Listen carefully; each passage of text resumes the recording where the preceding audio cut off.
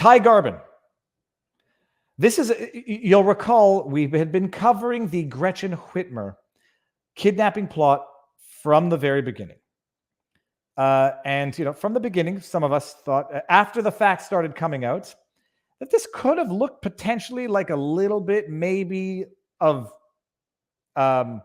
entrapment, something of a setup. The timing was very convenient for this plot, given the presidential election. The facts around it were very much interesting. The nature of the defendants was very much interesting. People who potentially never had the means or the wherewithal to carry out that which they were being accused of having plotted.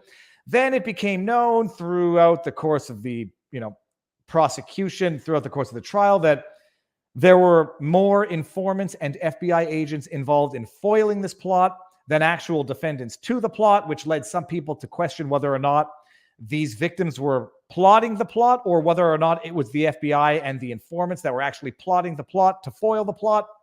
Then during trial, it came out that some of these informants, there were almost more informants and agents than defendants. Some of them were getting paid, and handsomely, like $60,000 a year, making more from being informants than from their their normal job. Then it became known that some of the informants were giving gift cards to some of the defendants so that they could get the weapons that they apparently never had the means to get in the first place. Then it became known that some of the FBI agents were getting arrested for their own legal troubles. Some of the informants were getting indicted for unlawful gun possession charges. Then it became known that some of the FBI agents were texting their informants to delete some of the messages between the two of them. Then it turned out that 2 of the 4 defendants in the first trial were acquitted after having successfully raised the defense of entrapment. The other 2 defendants there was a hung trial. And there was a there was a retrial for the 2 defendants that were not convicted. And after some important jury selection, the 2 defendants were convicted after their retrial, in which evidence was adduced above and beyond everything else that we just talked about, which was known publicly, but not necessarily to the same jury. In the retrial, it became known that some of the FBI informants were women who were sharing hotel rooms with some of the defendants, smoking weed with them, recording them at all times, recording their delusional fantasies while under the influence of drugs that were provided to them by the FBI. Convicted. Okay.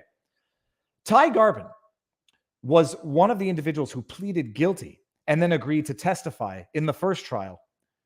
And he was sentenced for his cooperation to 75 months in jail. Well, it seems that after the conviction of 2 of the 4, his sentence was halved. If only he had gotten a full conviction of all 4, he might have been let out of jail, yesterday. But let's check this out. Man in plot to kidnap Michigan governor has sentence reduced. Ty Garbin, one of 13 men arrested October 2020, yada, yada, yada. A federal judge on Friday reduced the sentence of a man who pleaded guilty to participating in a foiled plot to kidnap Michigan's governor after his testimony helped convict the ringleaders last month. It's amazing. It's stunning. It almost might confirm some theories that people had where he's going to do 30 months. We'll see how much he actually does and whether or not. Whatever. Ty Garbin, 26, was sentenced to 30 months in prison, less than half of the 75 months he was given in August. Garbin's testimony helped the U.S. government win convictions last month of two men for leading the plan to abduct Governor Whitmer from her vacation home, yada, yada, yada. A U.S. District Judge Robert Jonker in Grand Rapids cut the sentence in light of the substantial assistance. Didn't cut it. I thought he helped during the first trial. If I'm wrong about that, I'll correct myself. But I thought he had helped during the first trial. I guess it's not substantial assistance. It's substantial success. They got the conviction. FBI can save face. Whitmer can save face. And now this guy can, get the favor he thought he was going to get the first time when he helped, but was sentenced to 75 months in prison. Garbin's attorney petitioned for the resentencing and prosecutors agreed. Garbin testified against Adam Fox and Barry Croft, who were found guilty of kidnapping conspiracy and other charges in an August retrial after a jury failed to reach a verdict in April. 2 other men were released. So we got into all that. I just want to see if he testified. Garbin, who was arrested in October 2020, was among 13 men charged with state and federal crimes. 7 defendants are facing charges in state court. I'm certain he testified as well in the first trial, and I guess he didn't. It wasn't successful. So you get the carrot after I'm going to mangle that expression. You get the favor only if you get the results. If only all 4 had been convicted, he would have been resentenced to time served.